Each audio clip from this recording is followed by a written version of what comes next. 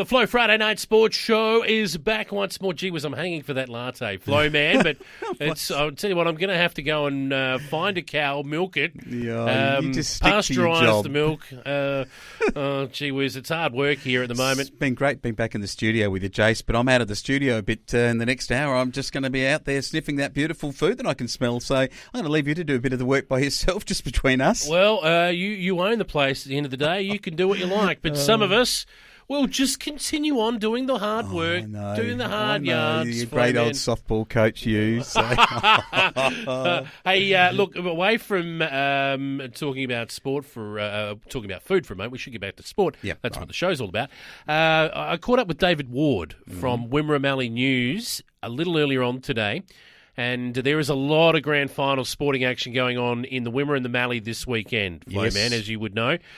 So sports, summer season wrapping up, winter season to come. We're going to talk about the winter in a moment.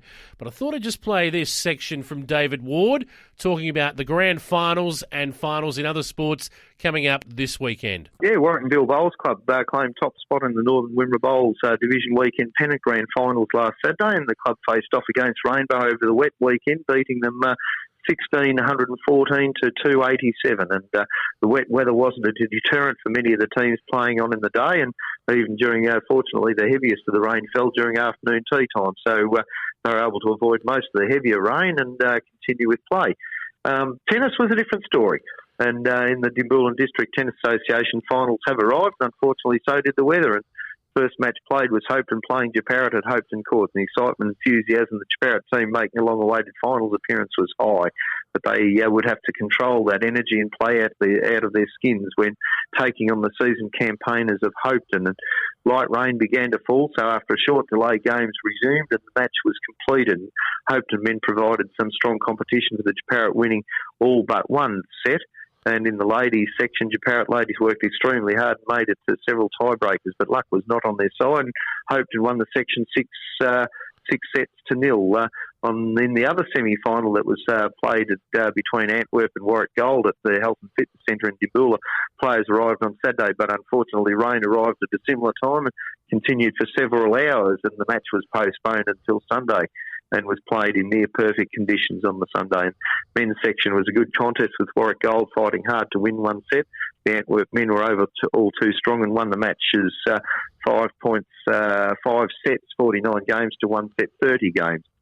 The ladies section proved to be equally contested, but the Warwick Gold managed to reverse the results to their favour, and the last set was still on, but everyone, including the referee, was busily counting up the score to see what the game's score was and what was required for each team to secure their place in next week's final. And the players weren't aware of the knife edge that the match result was on, but the tension was building amongst the spectators and players, and the set finally finished with Warwick Gold successful, winning the ladies section 6 sets, 54 games, 0 sets, 27 games, ensuring a grand final berth by the barest of margins. And Warwick Gold 3 match points, 10 sets, 121 games, defeated Antwerp 2 match points, 8 sets and 120 games. So this Saturday's match, the grand final, will be played between Hope and Warwick Gold at the Hopetoun Courts. Well, all right, it should be on weather too. permitting. Yeah, weather permitting, exactly. Check that out in the Warrington Bill Herald this week. Anything else for us, David? Well, yeah, Wimmera-Mallee Cricket Association semi-final weekend was marred by rain as well, with all A and B grade matches being abandoned. And the outcome saw minor premiers Jeff Cott and second place St Arnaud advance to the grand final courtesy of their higher placings on the end of the home and away season. Like the A grade, the B grade semi-finals were affected by rain, with Southern Mallee Giants and Charlton advancing to this weekend's grand final. Saturday's B-grade semi-final saw the only completed innings of the day when Southern Mallee Giants and Donald completed their 40 overs. And, however, the match was unable to restart after Giants' innings as rain washed out the remaining day's play. The other semi-final saw Donald complete its 40 overs to score a total of 8 for 141 against Charlton Park. However, the match was called to a halt after 8 overs into Charlton's reply when rain intervened, and the match was abandoned with Charlton when Charlton reached none out for 25. And this week's grand finals will see Jeff Cott and St Arnaud clash at Jeff Cott to determine the A-grade champions, while Southern Mallee Giants will host Charlton at Brim in the B-grade season finale. Finale?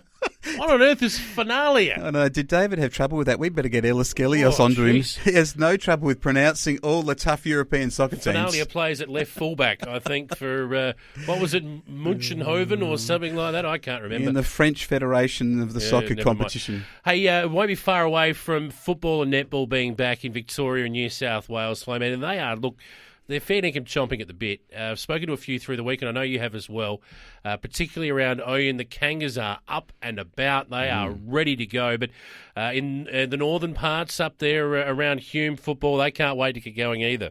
Yeah, Riverina is a very strong part of AFL New South Wales. It is their strongest area. You've got 3 leagues there, the Hume Football League. Also, we've got the teams out of the Farrer and then the Riverina football. So we've got those 3 getting started after Easter, and then plenty of other action happening here in the northern parts of Victoria. Golden Rivers is getting going. They're excited about that. And then you have to get down into, say, the Sunraysia and then the Horsham District and then Wimmera football all getting going. We're going to cover them all here on our Winter Sports Show. We will, Flo Man. Plenty coming up in the next hour as well. It is the Flow Friday Night Sports Show, repeated 8 a.m. till 10 a.m. on Saturday morning.